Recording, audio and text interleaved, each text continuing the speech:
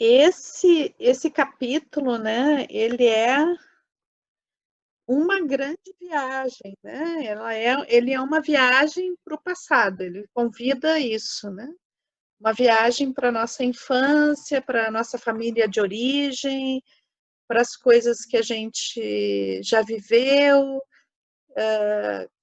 e uma reflexão muito grande a respeito de o que significou esse passado na nossa vida, né? O que que, quem somos nós hoje relativo a esse passado? Então, e eu achei super interessante. Depois eu li, para montar o nosso trabalho, eu leio Profecia, né, releio Profecia, e também leio um livro que ajuda a entender o Profecia, né, e que é do mesmo autor.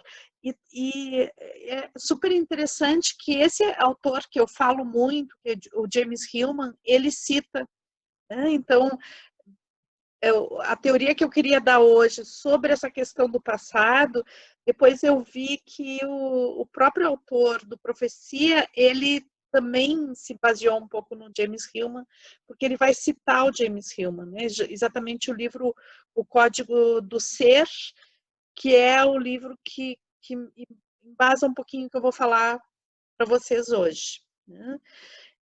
Então, a infância como um processo iniciático, né? Então, o que fala o James Hillman? Ele fala assim que, na maioria das vezes, a gente olha a nossa infância, nós nos olhamos como adultos e vemos a nossa infância, que somos consequência da nossa infância, né? Então, eu sou o adulto que eu sou hoje graças à infância que eu tive, né? E o James Hillman, ele fala uma coisa que é o inverso disso, né? Então, ele fala assim, que na realidade, a criança que nós fomos ela foi a criança, nós tivemos a infância que nós tivemos por causa do adulto que nós fomos, e não ao contrário, nós somos o adulto que somos por causa da infância que tivemos, né? Então, o James Hillman, ele vê a infância como um grande processo iniciático para moldar o adulto, né, que vai trazer as vivências necessárias para a gente ser quem nós somos, né, os desafios necessários para sermos quem nós somos. E é interessante porque o Profecia, né, ele vai falar um pouco dessa coisa de que a infância como um processo de aprendizado, né? Um processo onde eu tenho que aprender certas coisas para poder me autoconhecer. Então, essa viagem para si próprio, né? Para autodescoberta a partir de uma escolha que é essa família, esse lugar para nascer. É uma visão bastante espiritualista, né? Então, uma visão que acredita de que o meu nascimento não é algo que acontece por acaso e que existe uma escolha de nascer em determinado lugar, em determinado momento, para propiciar a manifestação de um ser, né? Que somos nós, que é um ser único e um ser que tem características sagradas no sentido do seu propósito nessa existência. Então, para que eu manifeste esse propósito, eu tenho que ser iniciado de alguma forma para poder manifestar.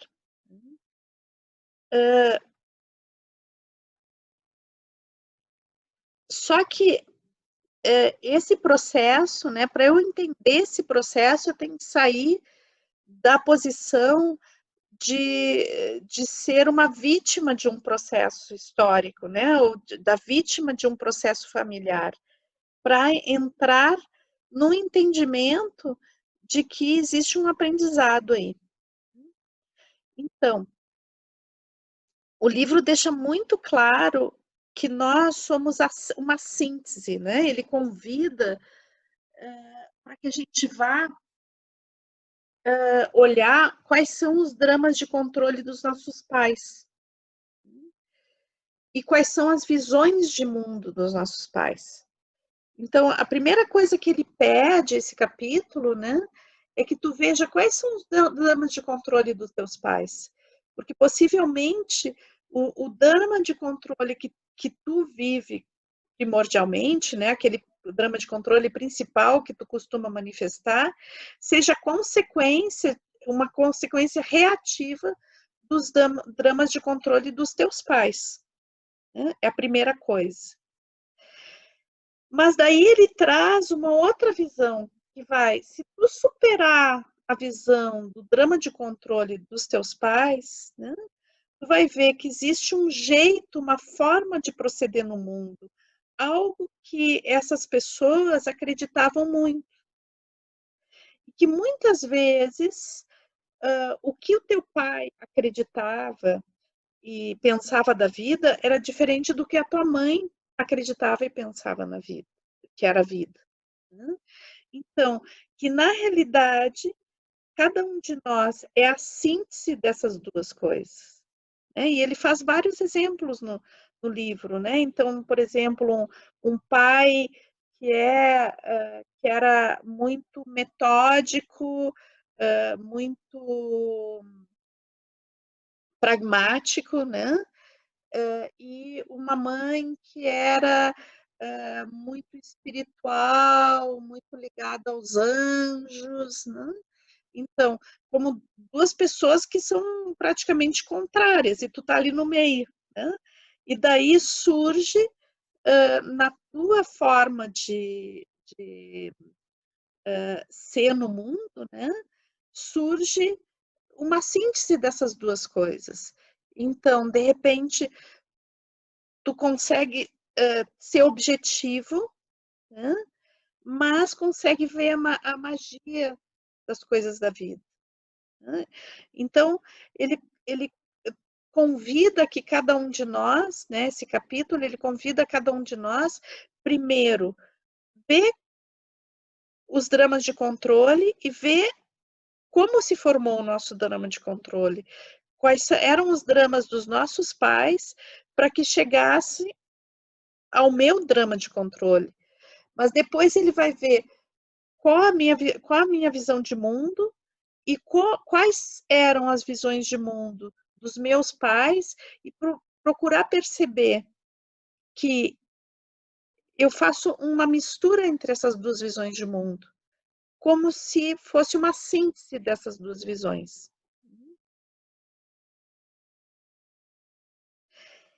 Por que acontece isso? Né? Porque quando a gente vem a esse mundo, né, a gente vem a esse mundo ignorando como é esse mundo. Então, as primeiras vivências que a gente tem na infância, né, as primeiras percepções que a gente tem do mundo, elas passam por um filtro, né, que é o filtro dos nossos pais, né, ou das pessoas que nos criaram.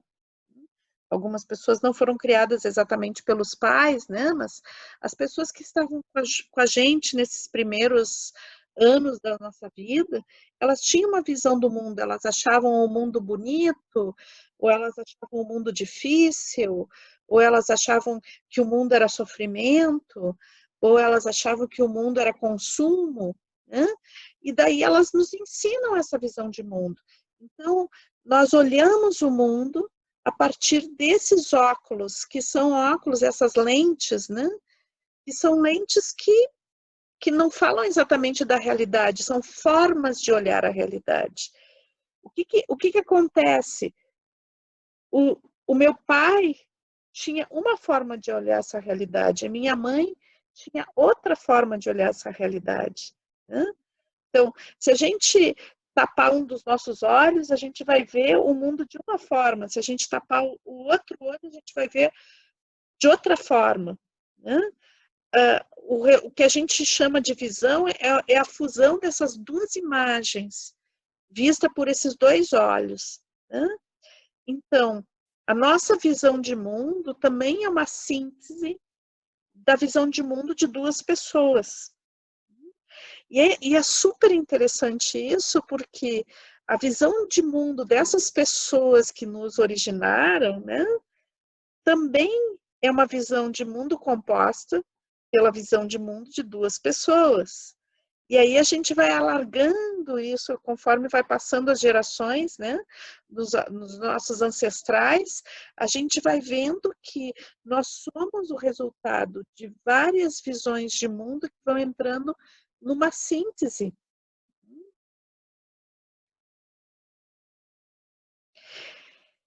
Então, que existem aprendizados e dramas geracionais, né? Então, a gente nasce em uma determinada família que vai ter dramas que se perpetuam nessa família, mas também vai ter aprendizados que se perpetuam nessa família. Essa família tem algo a ensinar, né? E tem algo a se liberar. Existe um aprendizado nessa família, que é algo que tem que ser cultivado, que é uma herança positiva, né? E tem algo que a gente tem que liberar dessa família, que são os dramas de controle que vêm se perpetuando eternamente, geração após geração.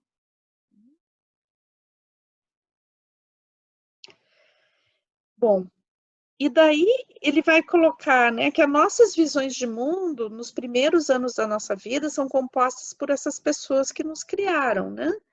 Em geral, os pais, mas para algumas pessoas podem ser outras pessoas, as pessoas que cumpriram o papel de pais, né? Daí eu vou voltar para James Hillman, né? Porque ele vai falar da importância de das pessoas que a gente encontra no caminho. No Profecia, ele vai falar de pessoas que a gente encontra no caminho da vida da gente, principalmente aí a partir da pré-adolescência e adolescência, né? O James Hillman, ele vai falar da figura do tutor, né? Que são as pessoas que não são os nossos pais, mas que elas vão representar na nossa vida alguém que nos coloca em caminhos diferentes, em caminhos novos, né? Em caminhos que não estavam previstos dentro daquele script familiar, mas que, por coincidência, por sincronicidade, a gente encontra pessoas que nos fazem encontrar novos caminhos. E cada um de nós teve esses tutores, né? Que podem ser, daí eu coloco no livro que eu escrevi também, né? Que é o Momentos Estruturantes. Às vezes não é pessoas que vão nos acompanhar por um longo tempo, mas são pessoas que são muito significativas em um determinado momento. Esse momento pode ser um momento longo, né? Pode ser um período da nossa vida, mas pode ser simplesmente um instante. Alguém que nos diz algo que é muito importante e que muda a nossa vida, né? Então, quando a gente vai fazer uma reflexão a respeito da nossa existência, voltar lá para trás e olhar quais são os dramas da nossa família e quais são os aprendizados da nossa família, também a gente poder olhar para trás e ver quais foram as pessoas que eu encontrei que mudaram o curso da minha história. Quais foram os meus tutores? Quem me ajudou a fazer a coisa ser diferente? Quem me deu novas estradas? Quem foram os mestres que a vida me presenteou? Porque nem todos os mestres que são presenteados pela vida, eles vêm vestidos de mestre, né? Às vezes pode ser um professor, às vezes pode ser uma babá, às vezes pode ser o padeiro da esquina, né? Então são pessoas que vêm, que a vida nos traz e que transformam a nossa existência, né? Não, nos dão novas opções de caminho. E também voltar, né? Voltar e perceber, né, quais são os aprendizados, envolve também a gente perceber qual é o momento histórico em que a gente veio a esse mundo. E eu acho que isso pode ser muito significativo nesse momento que a gente está vivendo, né?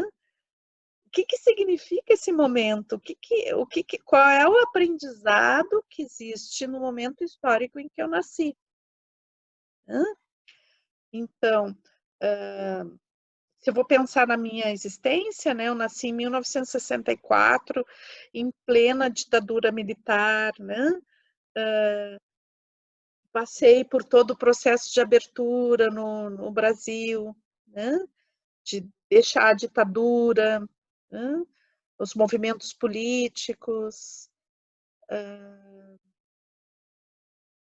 depois toda a história mundial que aconteceu aí, né? Então, assim, quais são os significados, tanto em nível local como em nível mundial, do qual é o contexto em que eu nasço, né? Porque às vezes a gente fica colocando uma supercarga na família, mas a gente não consegue contextualizar em que época que viveu essa família, qual era o contexto do país onde eu vivo quando essa família me gerou, né?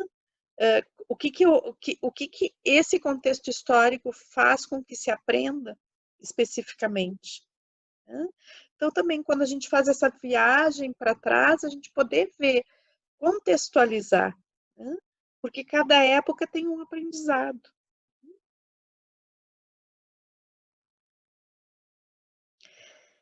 E daí, claro, quando a gente vai para o passado, né, e vai olhar o nosso passado, nós temos uma tendência, às vezes, a colocar culpa das nossas dificuldades nas outras pessoas, ter raiva das outras pessoas, né, para as pessoas que, por algum motivo, nos maltrataram, nos traíram, nos violentaram de alguma forma, né?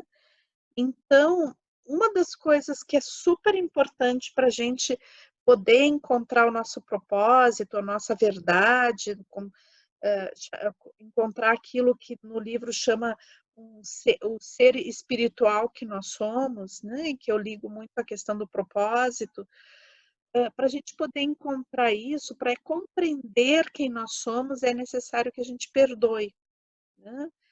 E daí eu acho super importante também a gente rever a noção de perdão, é uma coisa que a gente já andou falando em algum outro momento, acho que foi nesse grupo, não me lembro mais. O que é perdoar, né? Porque dentro de uma noção judaico-cristã, né, que diz assim, dê outra face, né? Muitas vezes perdoar, para a gente perdoar, vem com uma conotação de que significa deixar que façam de novo, né? E eu não entendo dessa forma. Eu acho que perdoar não é deixar entrar na arapuca de novo, entrar na armadilha de novo. Não é isso, né? Perdoar é liberar a emoção, né? Sair do rancor, sair do ressentimento, porque na realidade o ressentimento, né, ele é uma grande prisão. Quando a gente fica no ressentimento tentando punir o outro, o que a gente faz é prejudicar a gente mesmo, né? Então, quando a gente tenta prender alguém no rancor, nós ficamos prisioneiros, nós somos os primeiros a ficar prisioneiros e nos perder por causa disso. Então, o caminho rumo a gente mesmo, o entendimento do nosso passado, o entendimento de quem nós somos a partir desse passado, ele só vai se mostrar com clareza quando houver perdão. Enquanto a gente nutrir ressentimento, não vem a clareza, não existe clareza, porque a gente fica preso nesse ressentimento.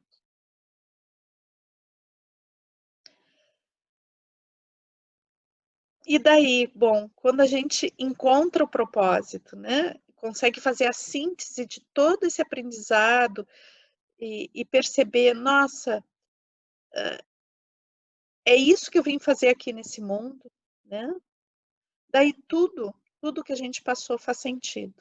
Começa a ter clareza do significado de tudo que foi vivido e a estrada que tem pela frente também, né? Começa a fazer um sentido diferenciado, porque começa a existir uma estrada para frente. Então a gente estava falando hoje sobre a questão de ter uma sensação de que a perspectiva foi tirada, né? A perspectiva de futuro foi tirada. Na realidade, essa perspectiva de futuro, como uma projeção no futuro, ela pode ser tirada em parte, né, pessoal? Mas se vocês têm a noção de propósito, né? Qual o propósito? Qual é a contribuição que que vocês vieram ter nesse mundo, que vocês vieram dar a esse mundo? Né? O que vocês vieram trazer a esse mundo? Mesmo que aquilo que vocês tenham projetado para o futuro não possa acontecer da forma como vocês que vocês projetaram, né? Certamente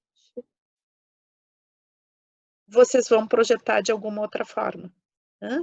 Por isso, não esqueçam de quem vocês são.